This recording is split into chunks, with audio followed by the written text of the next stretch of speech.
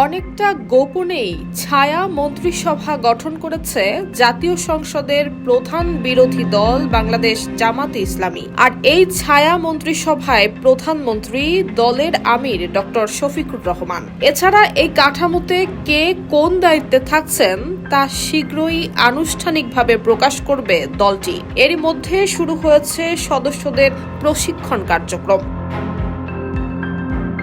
দলীয় সূত্রে জানা গেছে, স্থানীয় সরকার মন্ত্রণালয়ের দায়িত্ব পেয়েছেন জামাতের সেক্রেটারি জেনারেল মিয়া গোলাম পরোয়ার। পররাষ্ট্র মন্ত্রণালয়ে বিরোধী দলীয় উপনেতা সৈয়দ আব্দুল্লাহ মোহাম্মদ তাহের, স্বরাষ্ট্র মন্ত্রণালয়ে ডক্টর AHM হামিদুর রহমান আজাদ এবং অর্থ মন্ত্রণালয়ে সাইফুল আলম খান মিলন রয়েছে।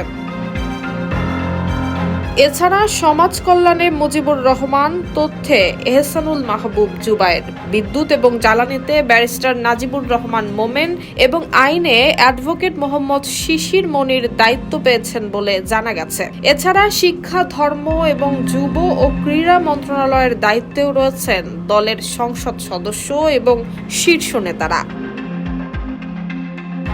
জামাতের দাবি, সরকারের প্রতিটি মন্ত্রণালয়ের কার্যক্রম গভীরভাবে পর্যবেক্ষণ, ভুল দুর্বলতা চিহ্নিত করে বিকল্প নীতি প্রস্তাব তৈরি এবং সংসদের জবাবদিহি নিশ্চিত করাই এই উদ্যোগের মূল লক্ষ্য। পাশাপাশি ভবিষ্যতের জন্য দক্ষ নেতৃত্ব এবং সম্ভাব্য মন্ত্রী তৈরিও এর অন্যতম উদ্দেশ্য। দলীয় সূত্র বলছে, গত মাসে গোপনে অনুষ্ঠিত এই ছায়া মন্ত্রিসভা এরই মধ্যে সরকারের বাজেট এবং প্রথম 180 দিনের কর্মকাণ্ড পর্যালোচনা শুরু করেছে।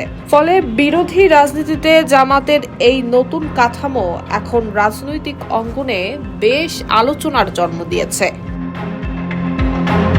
News desk, Bangladesh bulletin.